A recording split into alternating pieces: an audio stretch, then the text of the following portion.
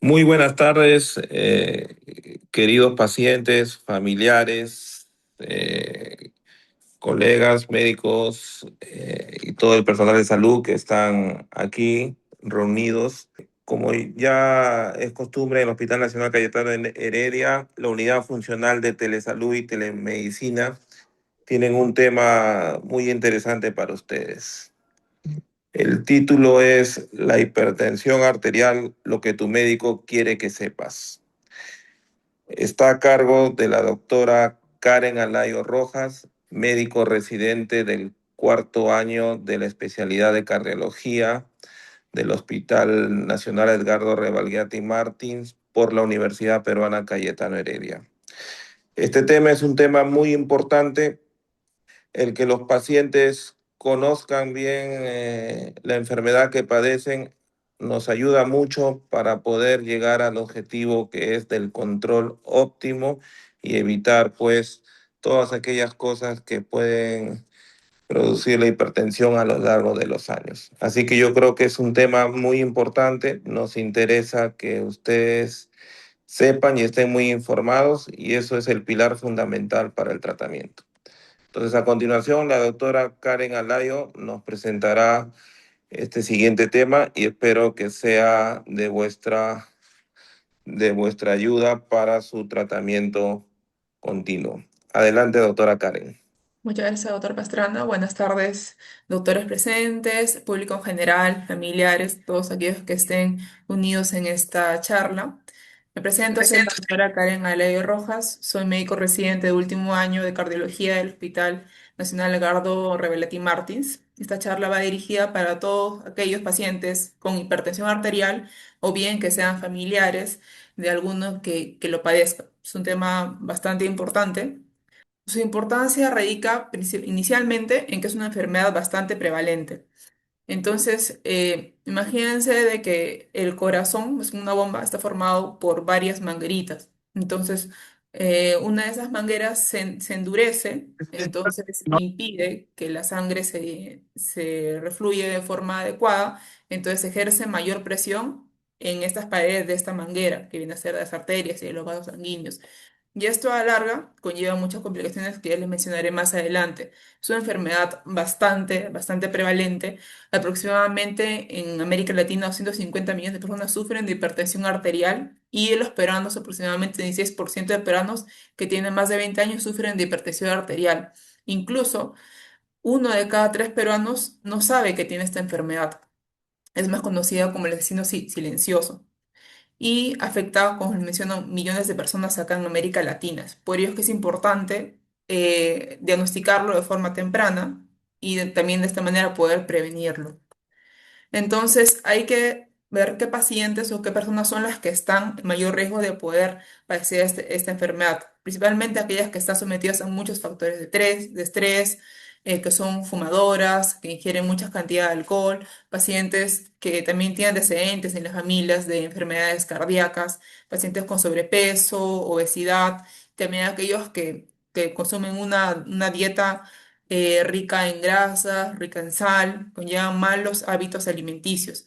Entre otros, esos son los factores de riesgo que son principales a considerar y que son los modificables. Entre otros, son factores no modificables, que son pacientes que tienen enfermedades sistémicas como diabetes, enfermedad renal, etcétera, ¿no? Pero esto es lo que principalmente hay que hacer hincapié, ya que esto es lo que se puede modificar, excepto por la genética. Entonces, en las últimas guías, a lo largo de los estudios, se ha definido varios niveles de hipertensión arterial. En la última guía ya el punto de corte incluso es menor a diferencia de las guías de los años pasados. Entonces, ¿cómo se define una presión arterial normal? La presión arterial está compuesta por dos componentes, una presión sistólica y la presión diastólica. Una presión normal se define con una presión sistólica de menos de 120 y una presión diastólica de menos de 80. A partir de ese rango, en adelante se van estableciendo puntos de cortes para dividirlo en presión elevada e hipertensión según el estadio que corresponda. Entonces, ¿a qué paciente definimos como un hipertenso como tal? Aquel que tiene una presión arterial sistólica más de 130 o una diastólica más de 80. Esos pacientes ya están catalogados dentro del grupo de hipertensión de estadio o grado 1. Entonces, ¿qué técnicas podemos tenemos a la mano para poder diagnosticar a un paciente que tiene hipertensión. Hay diferentes técnicas. Les voy a mencionar algunas. Una de ellas es el mapa, que de repente muchos de ustedes ya lo han conocido, incluso uno de ustedes ya han usado mapas sugeridos por su cardiólogo o de repente ya han escuchado a algún familiar.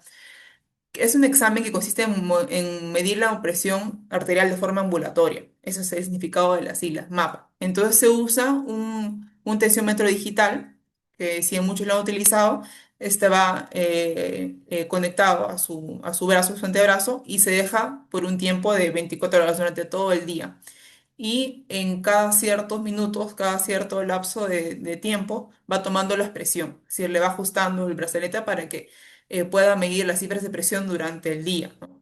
Varía según sea en la mañana, que se toma de forma más frecuente, y durante la noche se puede tomar hasta cada 30, cada 60 minutos para que el paciente pueda descansar un poco mejor. Entonces, eso nos va a ayudar mucho a los cardiólogos a poder tener un registro más adecuado de la presión del paciente a lo largo del día, ya que la presión puede fluctuar también según las actividades que pueda realizar el paciente, no solamente del sueño, sino también cuando hace sus actividades diarias como sus labores, y etcétera. Entonces nos ayuda a llevar un registro más ordenado y a poder tener un mejor orden. Entonces, en cuanto a pacientes que se realicen este examen, ¿qué pacientes se definen como hipertensos como tal? Aquellos que tengan cifras de presiones más de 130 a 80 a las 24 horas o presiones durante el día de más de 135-85 y durante la noche, como se espera, la cifra de presión arterial debe ser menor. Entonces, por lo tanto, el punto de corte baja, más de 120 a 70. Entonces, este examen es un examen que si ya se lo han hecho, sus médicos también le pueden haber explicado que es muy ventajoso, ya que nos ayuda a identificar otros tipos de hipertensión, aquellas asociadas a bata blanca o aquellos asociados de repente al consultorio, también medir las presiones a lo largo del día, ¿no? Como mencionaba, a lo largo de las actividades habituales de cada paciente, en su actividad laboral, durante el ejercicio, también durante el sueño, nos permite hacer lecturas nocturnas y de acuerdo a eso poder catalogar al paciente un pronóstico que sea más acorde a su situación. También nos pide también ver cuál es la fluctuación o la variabilidad de estas cifras de presión arterial. Una desventaja es que puede ser un poco costoso, en realidad eso depende del lugar donde se lo hagan y a veces incluso puede estar un poco limitado su acceso, ya que no todos los centros de salud cuentan con MAP. Y unos pacientes incluso tampoco llegan a tolerarlo tan bien porque el hecho que le esté apretando un poco el brazo cada cierto tiempo le resulta algo incómodo, pero esas son las únicas desventajas que se encuentran. Como podemos ver, tiene más ventajas que desventajas, entonces es un examen muy importante que nos va a ayudar a ver si realmente son hipertensos. Otro examen que también nos ayuda bastante, que es un tanto similar al mapa, es el automonitoreo de la presión arterial en el domicilio o llamado AMPA. Entonces, a diferencia del mapa, el AMPA lo va a realizar el mismo paciente o lo puede realizar también algún familiar del paciente si es que tiene un esfigmomanómetro manual, también lo puede hacer. Si tiene un digital, no es necesario que la otra persona más. Entonces, esos son los dos dispositivos que son validados para poder realizar este examen. Entonces, para poder hacer este examen, se requiere una serie de sugerencias, de medidas que hay que tomar para no tener niveles falsos de presión.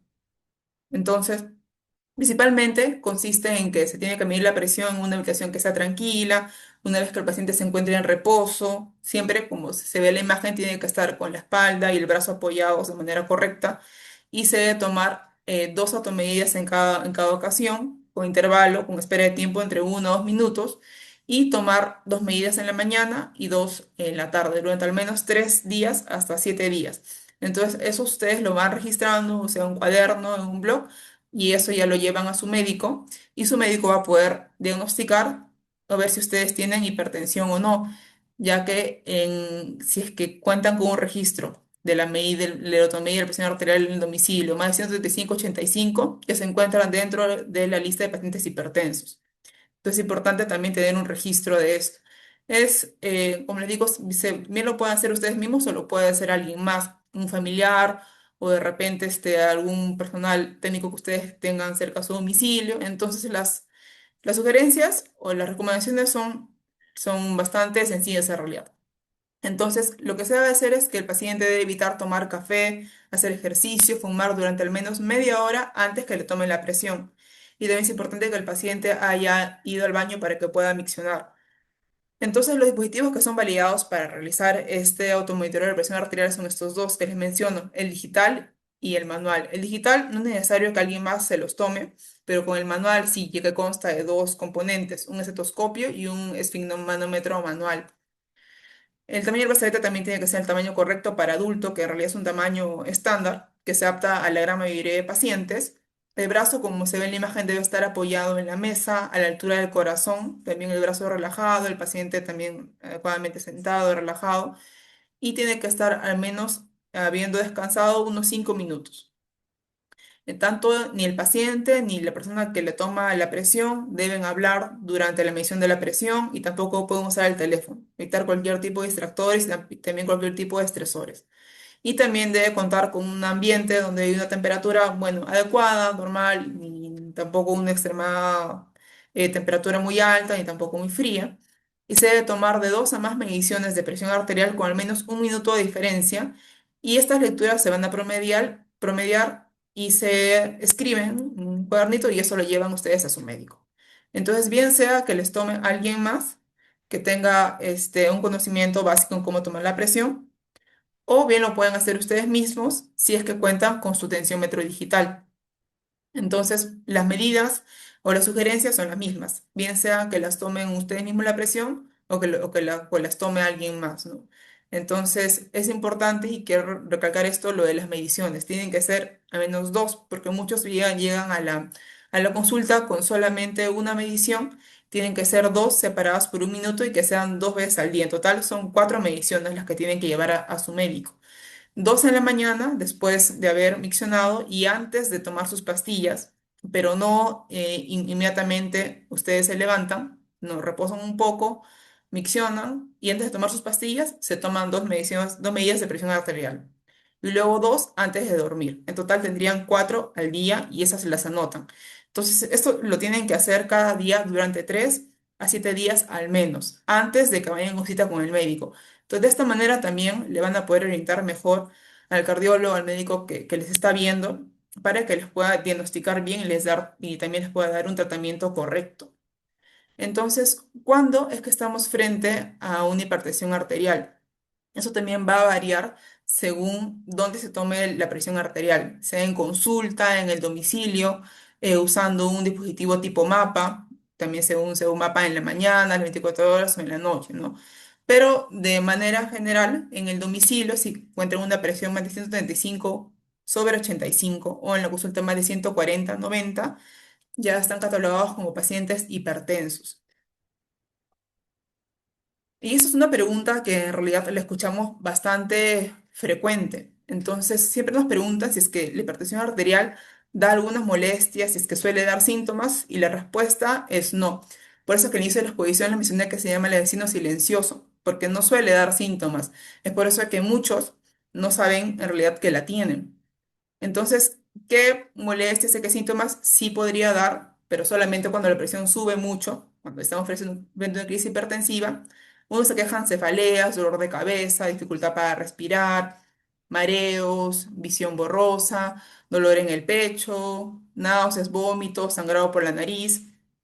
Cuando hay estos síntomas, sí son consideradas síntomas de alarma. Entonces, en pacientes hipertensos que ya tienen sus tensiómetros en casa, si es que tienen alguna de estas molestias, lo que deberían hacer es tomarse la presión para saber cuándo deben acudir a emergencia, porque hay que saber que también la presión a lo largo del día fluctúa, sean pacientes hipertensos o no. Entonces hay que saber cuándo de verdad hay que acudir al hospital. Entonces, si encuentra presiones más de 180, la mayor, la sistólica, o más de 120, la diastólica, si es necesario acudir a emergencias. Y más aún si es que se van asociados a alguno de estos síntomas. Entonces, estos números son importantes de recordarlos porque son números de alerta. Ahí es cuando sí deben acudir a su médico a emergencia para que puedan descartar que no hayan otras complicaciones que se puedan haber presentado. Entonces, ¿por qué es importante controlar la presión y por qué hacemos los cardiólogos tanto énfasis en que el paciente sea muy ordenado, muy disciplinado con su tratamiento? a pesar de que no tenga ningún síntoma, ninguna molestia. Porque la hipertensión arterial, como les mencionaba, esa enfermedad en los vasos o en la manguera, ¿no? No se queda ahí, llega a dañar a otros órganos, órganos que son vitales, llega a dañar el cerebro, lo que puede conllevar a que pacientes debuten o presenten accidentes cerebrovasculares o también los llamados derrames cerebrales. También conlleva a que la bomba que está conectada a esa manguera que viene a ser el corazón comience a fallar, generando insuficiencia cardíaca y también generando cuadros de infartos. También afecta a otros ojos, otros órganos que son también muy importantes como los ojos. Genera trastornos en la retina, incluso puede conllevar a la larga a la pérdida de la visión en estos pacientes. También daña los riñones, generando insuficiencia renal. Incluso algunos pueden llegar hasta la diálisis si es que no tienen una hipertensión adecuadamente controlada y también claramente afecta a los vasos sanguíneos, generando y favoreciendo que se formen más placas en estos vasos sanguíneos, a que se formen aneurismas y a que se complique más el cuadro del paciente. Entonces, finalmente, cualquiera de esas afectaciones puede conllevar lamentablemente a la muerte de los pacientes si es que no se sigue un adecuado control. Entonces, finalmente, ¿qué es lo que yo como cardióloga podría recomendarles a ustedes o a sus familiares que tienen hipertensión arterial? Primero, saber que la hipertensión arterial no se cura, pero sí se puede llegar a controlar. Y este control está en las manos de cada uno de ustedes, de cada paciente, de cada familiar que cuida también, que tiene a alguien hipertenso a su cargo. Y no es tan difícil de controlar. Es también muy importante no solamente el tratamiento farmacológico con pastillas que le va a dar su médico de cabecera, sino también hacer pequeños cambios de hábitos. Con pequeños hábitos diarios se puede modificar también el estilo de vida. Entonces eso también complementa a las pastillas. Uno va de la mano del otro, no es que van por separado. Luego también no porque no tenga ninguna molestia, tienen que dejar sus pastillas. Muchos llegan y dicen, no, pero doctora, yo no siento nada, yo me siento bien. Claro, ahí es donde entra a actuar el asesino silencioso, porque no le está dando ninguna molestia, pero la persona no sabe de que su presión se está elevando constantemente y finalmente puede llegar a dañar algunos órganos vitales. Entonces, no porque se sientan bien, no tengan ninguna molestia, deben dejar de tomar sus pastillas. También pregunta, doctor, ¿y puedo consumir ciertos remedios naturales, ciertos alimentos y dejar las pastillas? No. Los remedios naturales, si bien es cierto, son un complemento, pero nunca van a reemplazar lo que ya la evidencia científica ha estudiado durante años. Es decir, nunca va a reemplazar a las pastillas en sí. Sí lo pueden tomar con mesura y puede ser como un coadyuvante, pero nunca va a ser un reemplazo. Finalmente, nunca esperen a sentirse mal para poder actuar, ya que el vecino silencioso no le va a esperar. Entonces, con lo que yo quisiera cerrar esta presentación son alguna serie de recomendaciones para poder prevenir, porque muchos preguntan, ¿y doctora, puedo prevenir que me dé hipertensión? Sí se puede prevenir. Comenzando con pequeños hábitos diarios, como les mencionaba, que en realidad no es tan difícil. Bajar el consumo de sal, no consumir muchas carnes rojas, mucha sal en exceso, ya que eso también contribuye a que la presión se eleve. Mantener una dieta equilibrada, más rica en frutas, fibra, en verduras, limitar el consumo de grasas y de azúcares. Hacer actividad física regular, no es necesario que corran una maratón de 42K o que sean los deportistas intensos, simplemente con hacer 150 minutos a la semana, salir a dar una vuelta por el parque, caminar o incluso hacer en su casa ejercicios con un video, eso les ayuda mucho. No crean de que porque hacen media hora al día, eso no sirve. Cada cambio físico, cada cambio de hábito diario va sumando. Evitar también el consumo de alcohol en exceso y evitar especialmente el cigarro, ya que eso no solamente daña la presión, también altera la parte de la salud cardiovascular. Entonces, acuérdense de que haciendo pequeños cambios de hábitos y mejorando sus hábitos del día a día, van a lograr tener un corazón más fuerte y de esta manera una vida más larga. Bueno, muchas gracias por su atención. Estoy atenta a alguna pregunta que puedan tener.